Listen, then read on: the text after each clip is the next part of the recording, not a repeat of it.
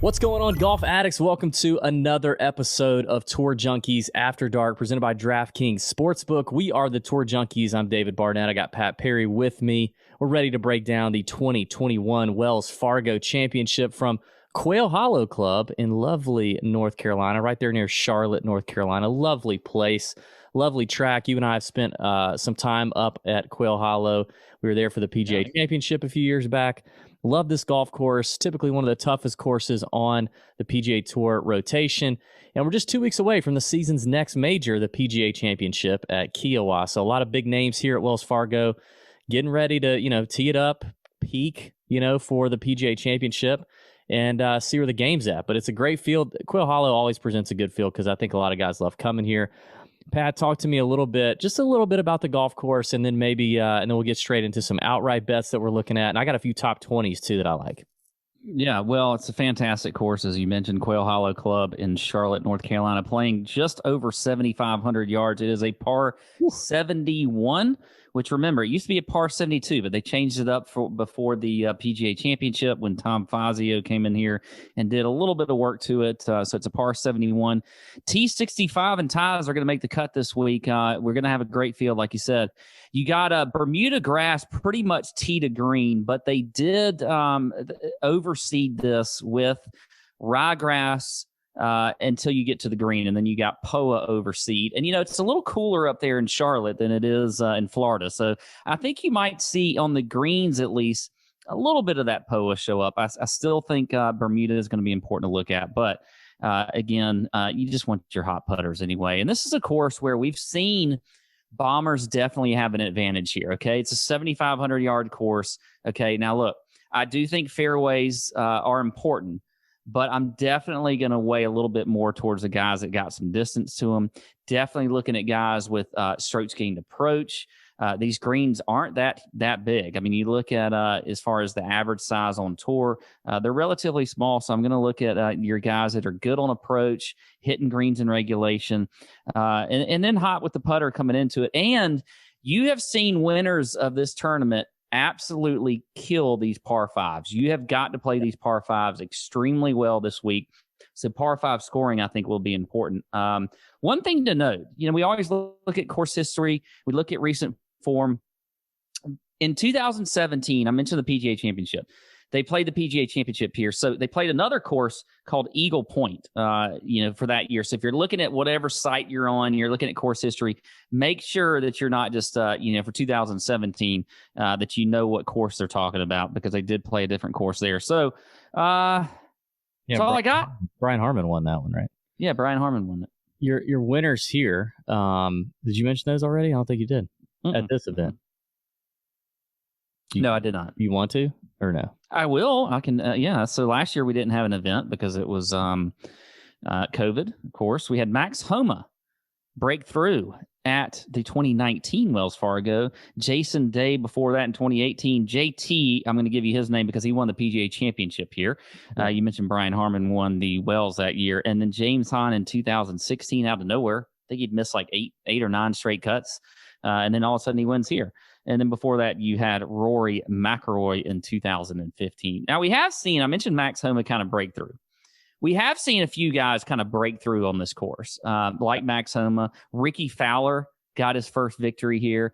So it's not a course where I don't think, first-timers, or not necessarily first-timers, but guys can, that haven't won before. I think guys that haven't won can win this week. So that's also something you may want to look at.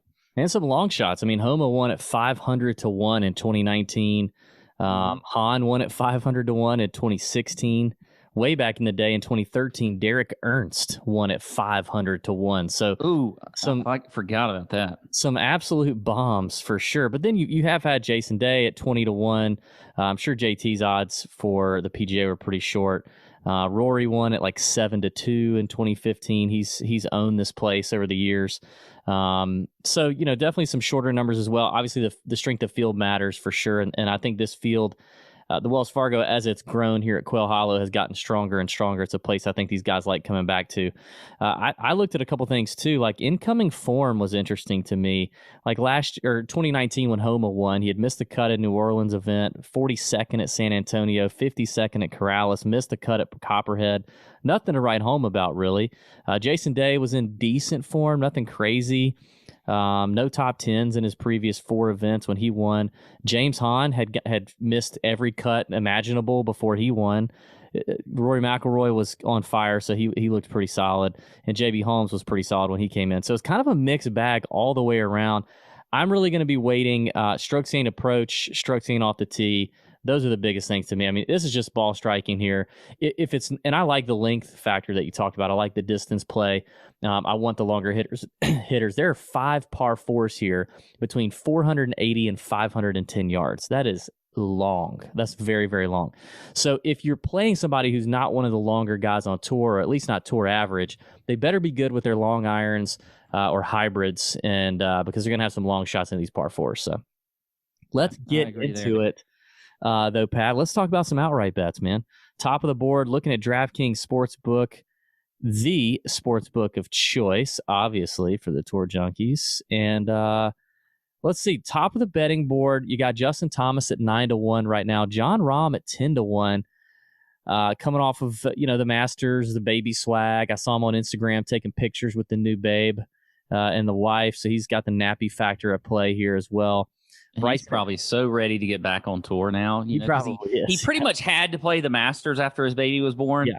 And now, like, he's had a few weeks. Like, he's like, okay, yeah, all right. So, out of here. Yeah. Time to get back on the course. Get me out of here. Yep. All the dads know.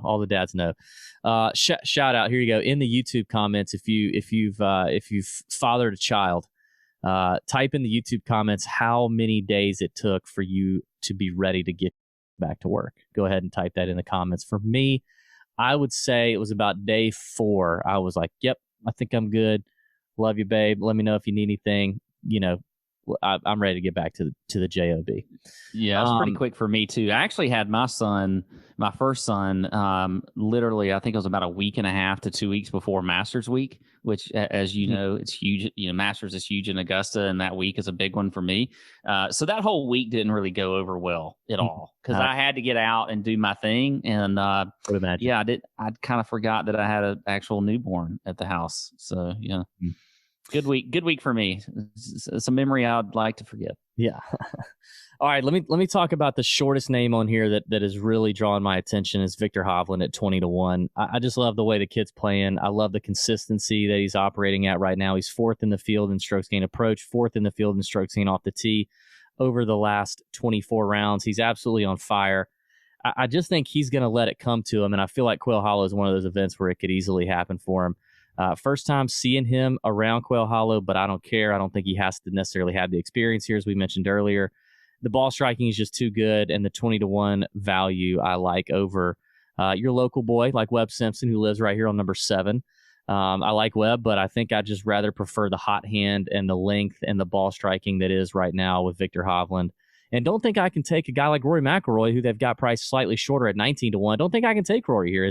As great as he's been at Quail Hollow, I mean, he's just played so poorly, Rory has. And yes, I could see him coming to a place like this that he knows and loves and maybe pulling out a top 10, and we see a little bit of a resurgent Rory, but I don't think he's going to go from where he's been to just straight up now winning in this field. I don't see that happening. I think Hovland is my favorite play in this range, and I'm probably going to bet him before he gets shorter.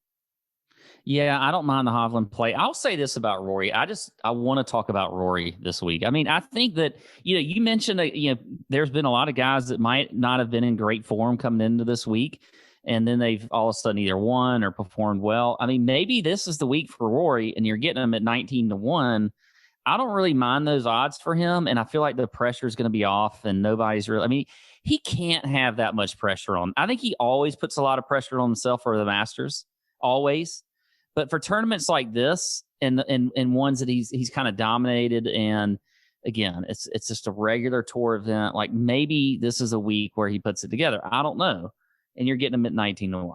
So yeah, I think it's some to do with what he's talked about and documented that he's, he chased the distance thing with, and it kind of messed him up. So some of it's technical. I think most of it's just mental for him. And I don't even think it's pressure. I think it's just like, it almost just feels like he's lost the desire a little bit, or he's lost a little bit of the fire in the belly that it takes to close the door on the PGA Tour these days, which is tough. And I just don't see it right now out of Rory. I'd love to see it. I mean, I love it when he's playing well. I just don't see that right now. So, but how long do you think Rory needs to get before you just hammer him? We talked about this for not that much. Players Championship with JT. Definitely attractive, but if he were 25, I'd probably be all over it.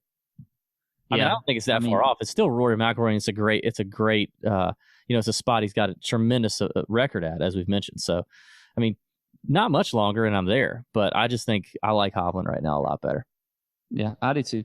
For me, Tony Finau at 28-1. I like him a lot this week. I think this is a great course for him. We mentioned the possible breakthrough winners here. I think this could be a week where he could do that.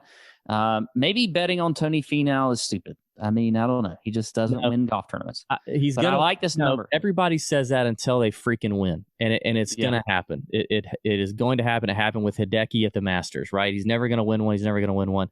Tony Finau is gonna win on the PGA Tour again, and he can win in a big field like this. And I think this is a great golf course for him. He's played it well. He didn't play great last time out in 2019, but before that, he's played it well. I like the Finau bet.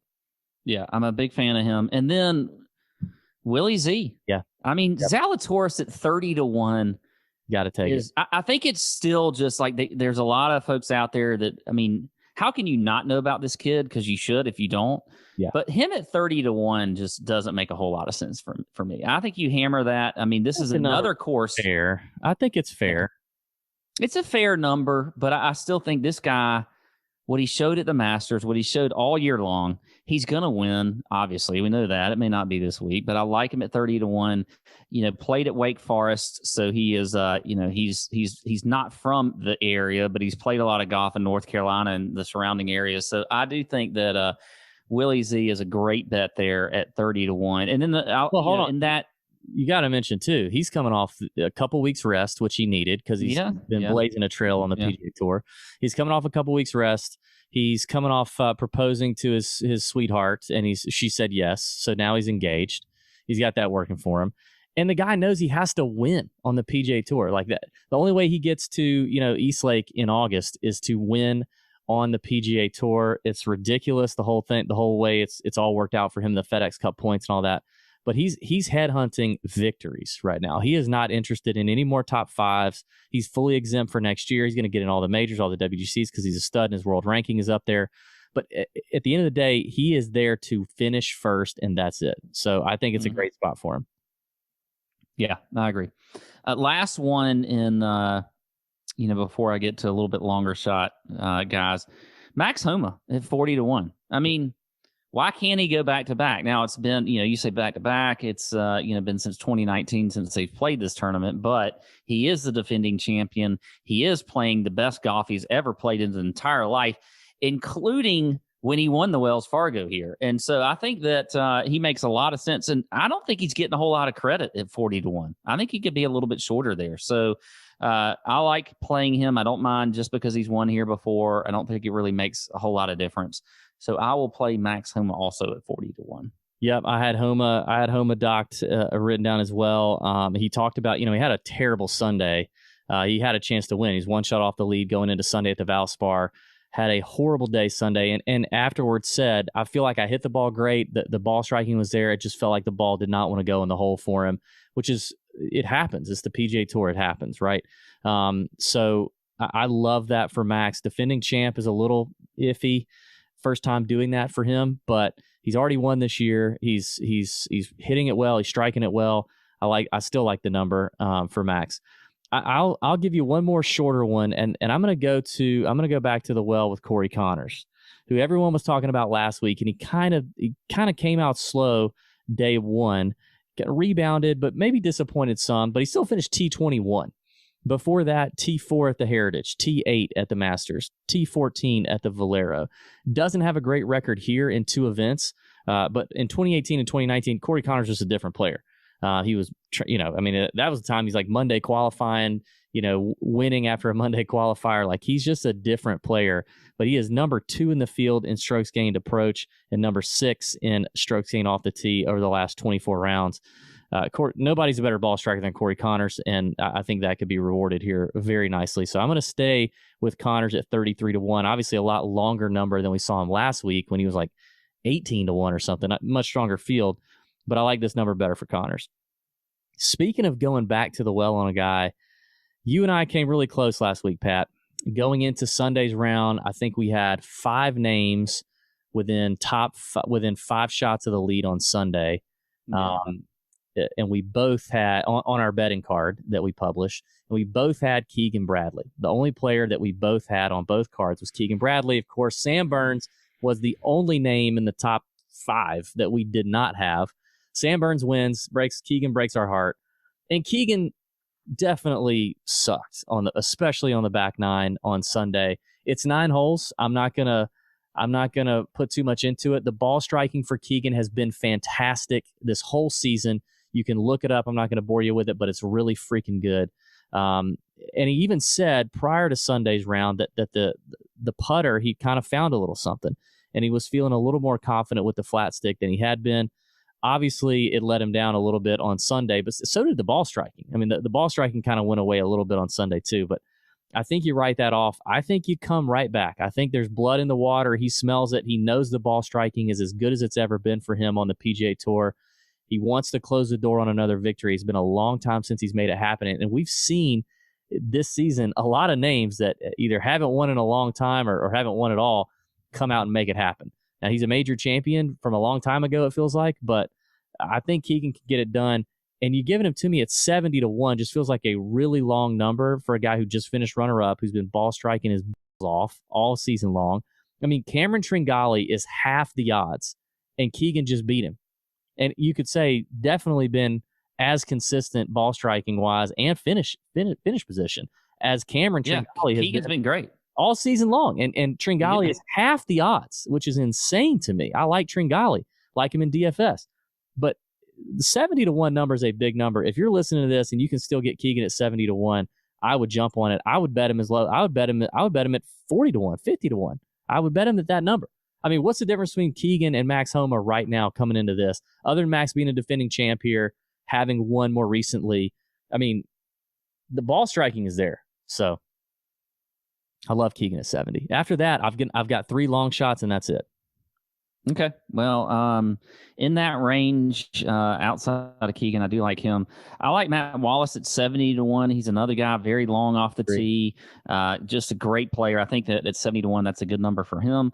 Also, now, look, this guy is the most frustrating player that you will ever watch on, well, not really watch, like follow on Shot Tracker on the PGA Tour. Well, besides Keegan. Oh, Grillo? Besides Keegan. Lucas Glover. Oh, Lucas Glover. Lucas freaking Glover is one of the best ball strikers on tour. I mean, he will knock it, an iron shot to within 8 feet, 6 feet, 5 feet, 4 feet, whatever. He'll miss them all. It doesn't matter. But he has been incredibly good lately with his ball striking. Maybe this is a week where it all comes together. He's a North Carolina guy, or actually South Carolina. He grew up in Greenville, South Carolina, but still, in that Carolina area. I don't love where his ball strike is. Iron play's trending. It's not trending well right now, but well, either way, I think that he has been playing well. I mean, look at his form. His form has been pretty damn good, and he's been there. If it hadn't been for, I don't know what he shot Sunday, because Saturday shot himself out of the tournament. And so it didn't really matter. But I still like Lucas Glover at 85-1. He is a proven winner on tour still, and then that's it. And then I'll go to the long shots. All right, hit me with your long shots. Got 2 guys in here that I really like. Matthew Naismith at 125-1. I think he is a guy that has a great game for this course. Definitely has a ton of distance. A guy that I think this is a good course for him. You look at his approach. He is top 15 in the field in strokes gained approach, top 20 in ball striking. top 15 also in par 5 scoring. So I like Matthew Naismith there at 125 to 1. And then Aaron Wise is at 175 to 1. I think Aaron Wise is he's just kind of an enigma on tour. You never know when he's going to show up, but I feel like this is a week where he can show up and play well. Checks the box and ball striking, also in approach, has plenty of distance, top 35 in the field there. So good off the tee. I think Aaron Wise, and I think, if I could be wrong, but I believe he's got a pretty good history here as well. Yeah, he does. I looked at Aaron Wise. I agree with you on Wise. He finished runner up here his first time out in 2018. 2 years ago.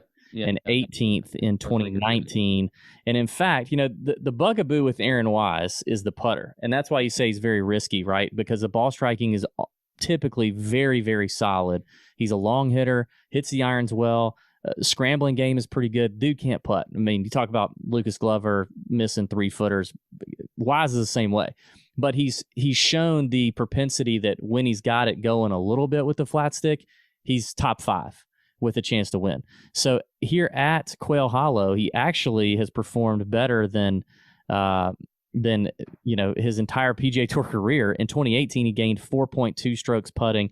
In 2019, he lost 0.7, but actually losing 0.7 strokes putting for Aaron Wise is better than than all of his PGA Tour career's average. So he's putted better than average, far better than average, both times. So I do think this is a course he likes, and I think it fits him, and I like the value as well at 175 to 1. That's just a big number for a PGA Tour winner and a kid that's got some chops and has a little win equity. He also could finish literally dead effing last. So just be prepared. Yeah. I'll throw out 2 more. I'm going to go back to the well here with a guy who I've stayed off of for the last couple weeks that he's been playing, thankfully. Because he's missed the cut both times. But we talked about incoming form, right? Lonzo Griffin at 150 to 1 is just a tempting number for me. When you give me a guy who hits it decently long, decently straight, he's kind of a Max Homa type off the tee, but really, really solid iron player. But he just had a couple of tough tournaments with the irons, the Masters and the Valspar last week, where he lost 2.6 strokes on approach. But he was shaking the rust off, I think. Actually, he did play the Zurich. He didn't play the Zurich very well either, but shaking the rust off a bit, maybe. I don't know. It's just a big number for me for Lonto. He's got top 10 upside. He's got a bunch of top 10s lately, but winning upside, obviously. So 150 to 1, I'm always tempted with Lonto. And then a guy that I never get right, but I just saw the number, and it's attractive to me. I think he's building some confidence, and that is Maverick McNeely. The irons are a big-time concern for Maverick McNeely. Big-time concern. 4th place finish the last time out at the Heritage, but he's just a putting machine. He's kind of like Aaron Wise, except opposite, right? Like he's going to pop or do terrible based on can his ball striking get to just level, right? Like that's basically what he did at the Heritage and finished 4th. And then he miscut, 49th, miscut, 2nd, miscut, 71st. Like he's come close a couple times, and he just can't close the door because he can't get it all to click at once. But 175 to 1, I'll take a chance that it all clicks. So Maverick McNeely being my last guy. I do have a couple top 20 bets. Some of these names we've already mentioned. I like to go like kind of ballsy with the top 20 bets. If you follow the Tour Junkies and follow me, you probably know that's not unusual for me. Keegan at 2.5 to 1 is as short as I'm going to go. I love that for a top 20 for Keegan Bradley. I think that feels quite automatic, honestly. And then Aaron Wise at 5 to 1. I would imagine you would like that number. I like our boy Henry. Say actually, Aaron Wise is 14 to 1 to top 10, which I don't think is a bad number either. I like that too. I like our boy Henrik Norlander, friend of the podcast. He's his 3rd week in a row playing. He always said he likes that 3rd, 4th week. This is a great spot for Henrik that rewards being in the fairway and hitting long irons well. There is arguably not too many players on tour that are better with long irons than Henrik Norlander. And it was good to see him at least make a cut and play okay last week at the Valspar. And then I'm going to go with a couple long shots. Akshay Bhatia, our boy. Akshay, long hitter. Ben is Ben is going to like that one. Yeah, long hitter, North Carolina boy. Gets a lot of reps around here, I believe. 10 to 1. I like that for top 20. And then Will Gordon, 11 to 1 top 20. Missed out on his last event due to COVID, but he hits it a long way And I feel like this is an interesting spot for him. He can take advantage of those par fives. So I'll hook up with a little Will Gordon maybe for a long shot top 20. That's it for me. Okay. Yeah, I'm done too. Okay. Good job, DB. Good stuff. Everybody, give the channel a thumbs up, a subscribe if you haven't already. Don't forget to leave a comment. When were you ready to get back to work after the baby was born? 4 days for me. And yeah, check out the Tour Junkies YouTube channel as well for all the good stuff, all the good content. May your screens be green for the Wells Fargo Championship 2021. See ya.